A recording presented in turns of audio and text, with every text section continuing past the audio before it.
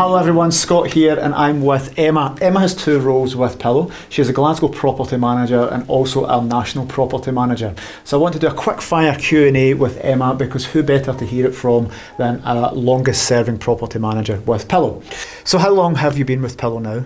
Around about 3 years. You started off as Glasgow property manager with Pillow around 3 years ago. So can you tell us how that's evolved into being a national property manager over those 3 years? Absolutely, it's been quite a crazy journey in the first instance. So like you said, I started around about 3 years ago. At that time I didn't have any properties. I was working part-time for a housing association, so I was doing two jobs and managed to get my first property on. There was no formal training at that point. If you remember back, there was no training. So literally went out, learned on the job, got my first property. It was so exciting to get it on. That's actually still one of my favourite parts of the job, is getting that property on, getting it up and running. So I was fully involved in the setup. First one, absolutely loved it, loved dealing with the guests, the owners, and like I say, the setup. From there, I just kept going out on social media, letting everyone know about my new venture, getting new properties on. It's a wild, crazy journey. I can hardly even remember. It's so fast and furious. Fast forward maybe 3-4 months and I made the decision that this is exactly what I want to do. I love being a property manager and I gave up my part-time job and put my heart and soul, everything into Pillow. That has catapulted amongst the years. I'm now running a portfolio of 50 properties, which you can imagine is even more exciting and crazy than those one or two that I had at the beginning.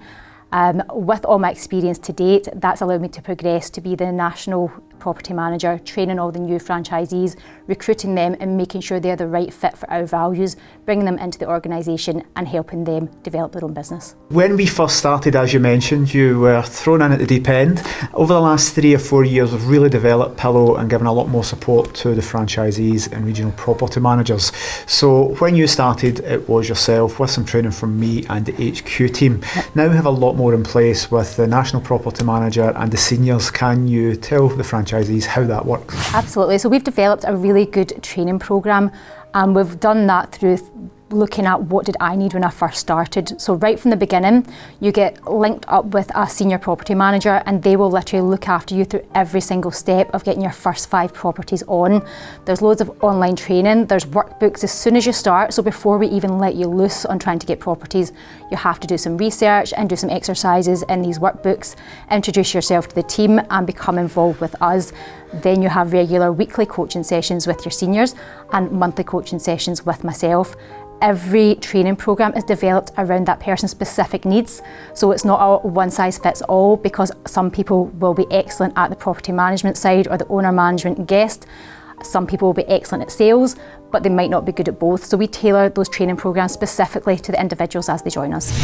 Excellent. So one of the things I've noticed over the years and you have noticed is that all the property managers have their own business, are self-employed. We give them the opportunity to be entrepreneurs, but with the backing of Pillow. And some landlords build the relationship direct with the property managers, and some get approached, and you've been approached before and said, why don't you just cut Pillow out and do it yourself? So what was your response anytime that happened to you when an owner approaches you and said, why not just do it for me personally and cut Pillow out? Yeah, absolutely, and that's a really good question and it does get asked a lot, and I think the owners think, oh, I can maybe save a few percent here, get it a little bit cheaper, but to be honest, my response to them is I'd be doing them a disservice if I actually did that.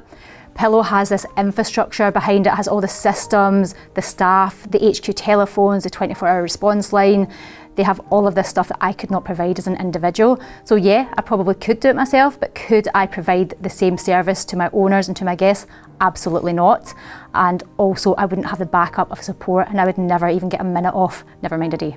So you'd mentioned in a previous conversation that you currently manage 50 properties. Now I think the most you've ever managed at the one time was 64. And when we developed Pillow, we made the franchise model up. 50 was always my number, thinking that 50 is a manageable amount for the average person doing this. So it helped us plan the regions, and each property manager's aim is to get to 50 properties. So that was always my goal when I was a property manager, but now that I've passed it to you guys, you've normalised and equalised out at 50. So tell us why that works or doesn't work for you if the guys get 50 properties on. 50 properties is actually perfect.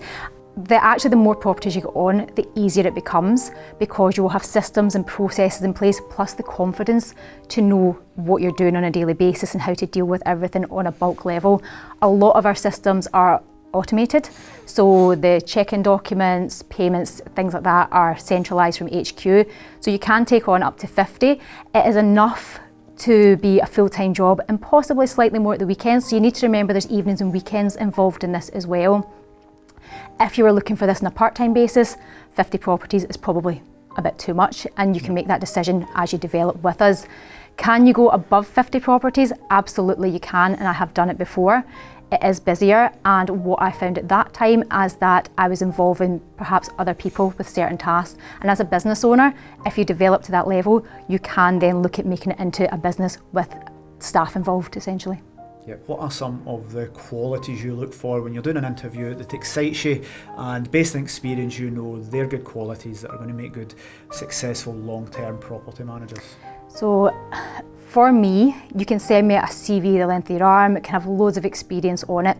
At the end of the day, it's a piece of paper and it's written in a way to make you look attractive. So that's great, and if you've got the experience, but what I am looking for is passion and desire to succeed, that spark in their eye that they really want this business for themselves. Also look to see that they fit in with a lot of our core values and that they will make it happen and be stronger together and be part of our team. So following on from that, what would be some of the things that you see? They might be enthusiastic, they might have those traits, but some of the points that make a bad property manager, not a bad property manager as such, but someone that probably won't succeed or isn't a right fit for Pillow. So some of the alarm bells perhaps, if I'm talking to someone and they are very centred on just themselves, which is absolutely great, you do need to be centred on yourself, but they are maybe talking about being possessive over their region, over sales, over if I give a sale to somebody else, do I get something for that? So people that are, sales is great and it's a big part of our role, but we are key account managers at the end of the day because we're key account managing those owners and those regions. So it's not just about sales. So a salesperson might think that they're a perfect fit, but there's some traits in your average salesperson that doesn't fit in with our values. Definitely, and that was going to be my next question, because we get lots of applications, we get bombarded daily from all the social media, from recommendations, and lots of people see the advertising. The role that we've created, the opportunity, again I'm biased, I think is amazing for the right person, but people come in and they're very confident, but they're more focused on sales, and I always say sales is a third of it. Well, there's other things you need to consider. So being a good salesperson is good to get the properties on, but what happens if you're an amazing salesperson but don't have any other skills, like customer service, management, timekeeping, organisation, administration? What's going to happen if you got to 50 properties? Honestly, you're going to fall flat on your face is what's going to happen. You need to be organised, you need to be compassionate and be able to look at things from the customer's point of view. For me, direct salespeople are very much get the sale, move on. There isn't a move on, you have to go through the whole process with the owners. So they're going through a journey, you need to support the owners in the journey, especially if they're new to property and service accommodation. The guests, they're going through a journey as well. And sometimes guests' expectations can be slightly different than what we would maybe say is our expectations. So you need to manage them through that journey and be there and be available. And that's the thing as well. A good property manager needs to be available to their owners and their guests. We're not saying work 24 hours a day, but you need to be accessible. Yeah. So one of the things when designing this was flexibility. Some of the avatars we're thinking of, some of the key people that would be taking the franchise opportunity would be perhaps working mothers or working dads with family commitments. So based on that, a lot of people say, Scott, you offer a lot of flexibility with Pillow, this is amazing, and then get upset when they've to perhaps answer the phone on a Friday evening. So as a property manager that's been doing this, that answers the emergency phone and deals with all the other regional property managers' problems who go up the line to you, I want you to give a realistic explanation and set the expectations for the time commitment for this. Again, we can start off with maybe 5 properties and then go into 10, 25, and then at your stage, just to give potential franchisees a real taste of what it is like. Absolutely. And the more properties you take on, yes, there's more time involved. Even if you're at 5 properties to 10, and that's where you'll have a load of flexibility, you will still get calls at the weekend, because when you have guests in, the majority of guests for short term will arrive on a Friday or they might be there Monday to Friday. So those are two of your busiest days, are Monday and Friday for phone calls. Saturday nights you can get phone calls as well. So no matter how many properties you've got, you need to expect that. Now imagine you've got 50 properties and 50 guests arriving on the same Friday. 25% of those guests have got an issue, they're all going to call you, so you need to be prepared for that. There's also the emergency phone. So let's not forget the emergency phone, which everyone gets a shot of, and that is what allows you to be able to take time off, which is actually brilliant. That's what Pillow have kind of been excellent at, is giving you that infrastructure. When you're on the emergency phone, you can be lucky, it could be a week in early December and there's one call from somebody who's just needing a key box code, and that's an easy fix. If you're on the emergency phone, the first week in August, height of holiday season, Scottish school holidays, English school holidays, every single region is really busy. That can be a pretty intense week on the emergency phone. We do support you through it, so don't panic if you're watching this. We do support you through it. There's other people on hand, but yeah, that can be pretty intense. And we work that emergency phone on a rota basis as well, so you'll have a couple of times throughout the year where you have that emergency phone, and that allows us all to get a little bit of time out as well. Yeah. So some of the property managers we take on board were people who were considering setting up their own property management company, or already had their own property management company and decided to join forces with Pillow. One of our core values is stronger together, and I genuinely believe that anyone looking to set up a business or existing business that joins forces with Pillow and the amazing team will make more money and have a better work-life balance. So there are some people that come to us that say, Scott, why would I do this with you and obviously share the profit rather than doing it all myself and, you know, having full control of the business? And one of those things is, as Emma mentioned in a previous segment, was the help and support and time off. So you take some time off. I'd like you to say, from your perspective, what support you get from Pillow versus if this was your business, you had your 50 properties, which meant you probably wouldn't need any staff, you'd be doing it yourself, so you'd be a solopreneur, just you and the business. But what does Pillow give to you to allow you to have that work-life balance? Well, Pillow gives me that flexibility to have the work-life balance. If there's something specifically that I need a day for, I can contact HQ, I can let them know. We buddy with our neighbouring regions, so that's really important. As a property manager, you'll generally buddy up with your neighbouring region so that if you go on holiday, they can cover your area, and vice versa, you'll cover theirs. So that means you can have weeks off, 2 weeks off, as long as you have the information there and you've passed it on to the team. The emergency phone that's absolutely massive, because it means you can have your Fridays and Saturdays.